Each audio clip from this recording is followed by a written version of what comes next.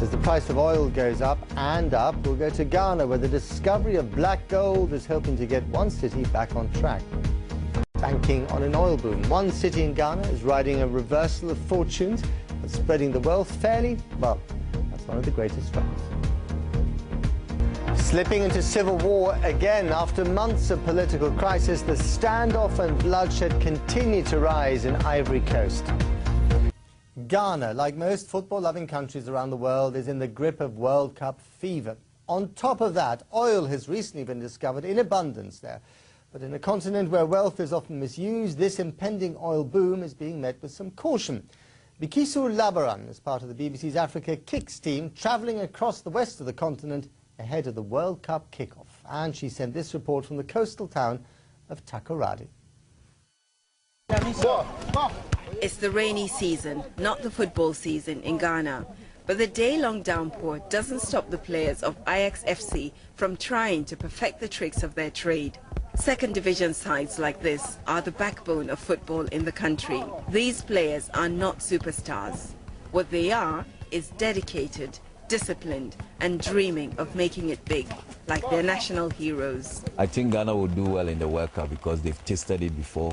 And now they have a lot of players playing in the foreign league. Look around Takoradi, and it's easy to see there's a lot more than just expectations of World Cup success building.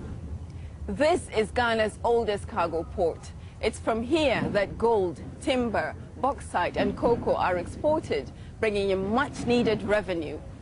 But a recent discovery out there in the Gulf of Guinea is soon to be added to the list of Ghana's natural resources. Some say it could transform this town and Ghana for at least a generation. Beneath the sea that provides these fishermen their living lies the oil that could usher in a wave of new prosperity. Critics say the discovery will do irreparable damage to their livelihood. But as the fishermen observe their traditional day of rest and ponder their future, some are more optimistic. This oil for here, Western is being developed the whole Ghana. But not everyone's convinced. There are fears that hard-pressed market stallholders will not benefit from the oil, one of the most marketable of commodities, but see it siphoned off to the coffers of overseas oil companies and the pockets of a select few. Houses are being built now, but it's not for ordinary people. It's for, they are waiting for oil companies to come and pay in dollars. Then we have youths that must be trained. That's something we haven't done. We have to train them for them to be able to be part of the industry from the beginning. If we don't do that, we end up like Niger Delta of Nigeria. Whether Ghana achieves its goal of making the most of its newly acquired natural resource remains to be seen. But for the next few weeks, these footballers and much of the country will set aside dreams of future wealth and oil fields as attention turns to the field of play, Ghana's footballers, and dreams of World Cup glory in South Africa. Bilkisu Labaran, BBC News, Takoradi. Oil. We can't seem to stop talking or agonizing about it. Well, just months ago, Ghana turned on its taps after a major find off the country's coast. The nation now expects its economic growth rate to double with all the promise and the peril of crude. At the center of the new industry is the once sleepy port of Takoradi. The BBC's Rob Walker travelled there to see how oil fever is now starting to transform this Ghanaian city. These men fish in the same way their fathers and their grandfathers did. But over the horizon, out in the ocean, something they can't see is bringing change.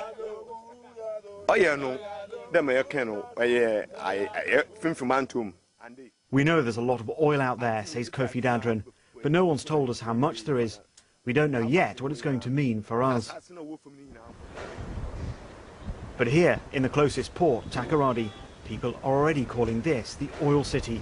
It's the hub for a brand new industry.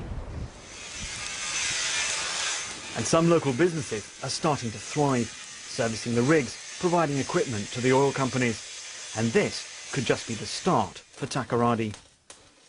I think it's a God-giving opportunity to come out of poverty and unemployment. Those guys out on the oil rigs are going to eat, they are going to drink water, they are going to be transported, they're going to sleep in hotels when they come here. So enormous opportunity. And that's something Takoradi badly needs. These trains, once the pride of the nation, haven't moved in years.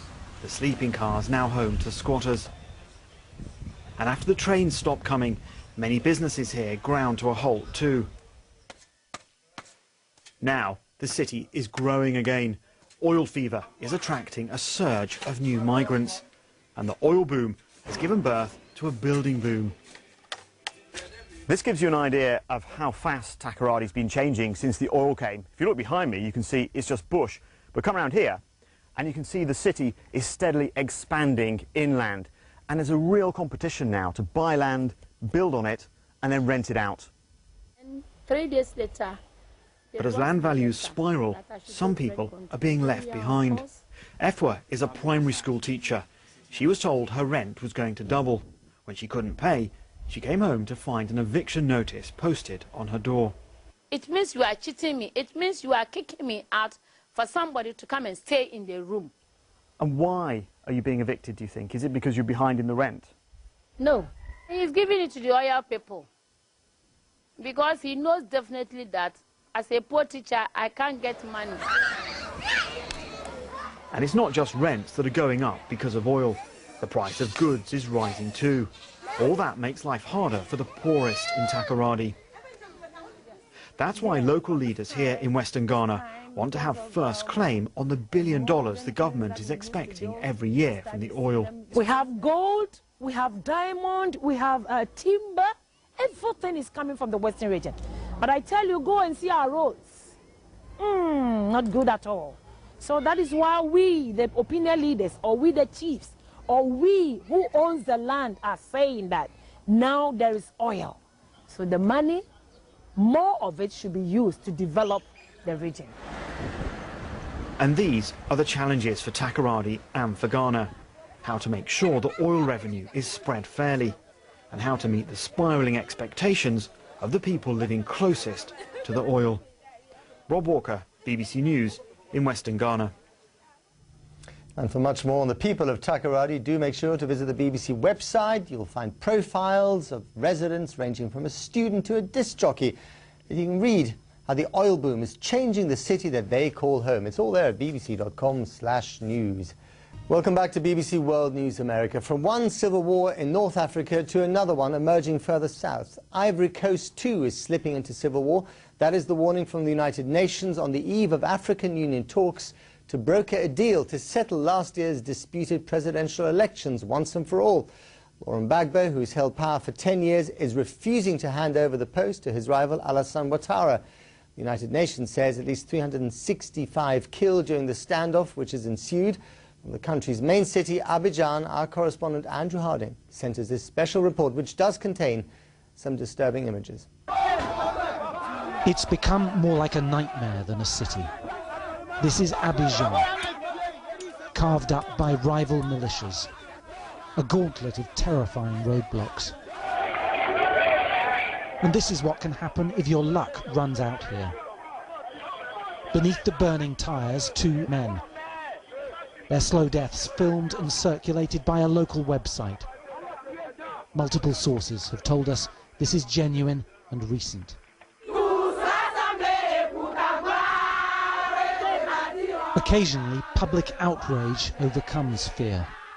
These women support Alassane Ouattara, the man the world says won November's presidential election here. Across Abidjan, groups of women gathering in crowds like this, calling for peace at a time when Ivory Coast does seem to be slipping closer and closer towards a resumption of civil war. We're unarmed, she says. Our only demand is democracy here, even if it means our blood must be spilled. She's referring to this, a similar demonstration last week, which ended badly.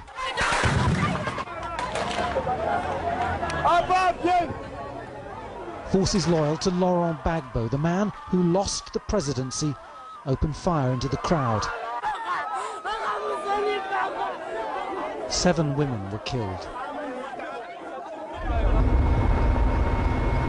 To reach the country's internationally recognized government, you have to fly across the front lines of a once prosperous city and into a besieged hotel.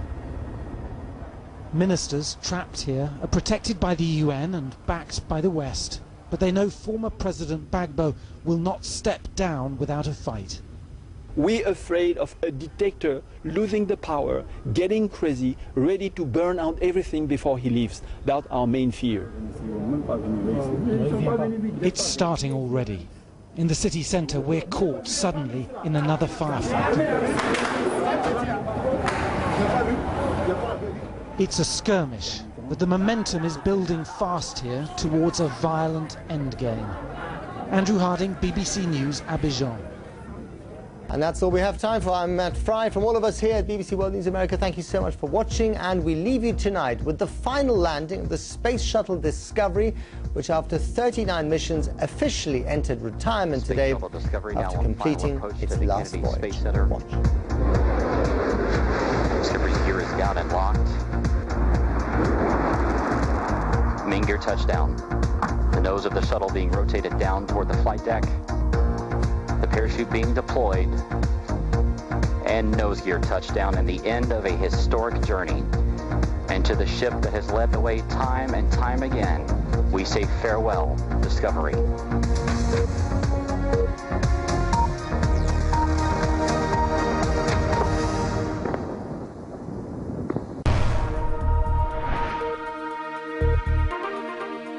Hi, I'm Ross Atkins from Weekend World. It's a show which keeps you right up to date with the best things coming up on BBC World News, and it offers you a chance to tell us how well we're doing with the programmes that we make.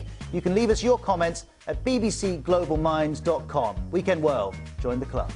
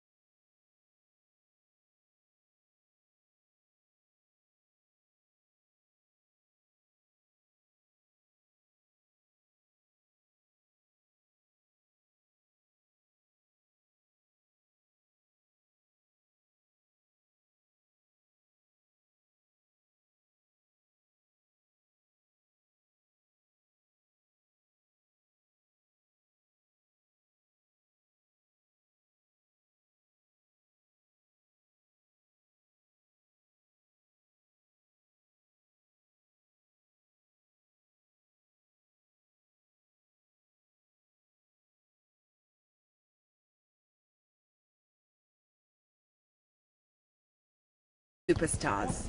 What they are is dedicated, disciplined and dreaming of making it big, like their national heroes. I think Ghana will do well in the World Cup because they've tasted it before, and now they have a lot of players playing in the foreign league. Look around. But in a continent where wealth is often misused, this impending oil boom is being met with some caution. Bikisu Labaran is part of the BBC's Africa Kicks team, travelling across the west of the continent ahead of the World Cup kickoff. And she sent this report from the coastal town of Takoradi. Slipping into civil war again. After months of political crisis, the standoff and bloodshed continue to rise in Ivory Coast. Ghana, like most football-loving countries around the world, is in the grip of World Cup fever. On top of that, oil has recently been discovered in abundance there. As the price of oil goes up and up, we'll go to Ghana, where the discovery of black gold is helping to get one city back on track. Banking on an oil boom. One city in Ghana is riding a reversal of fortunes, but spreading the wealth fairly, well, that's one of the greatest struggles. It's the rainy season, not the football season in Ghana. But the day-long downpour doesn't stop the players of Ajax FC from trying to perfect the tricks of their trade. Second division sides like this are the backbone of football in the country. These players are not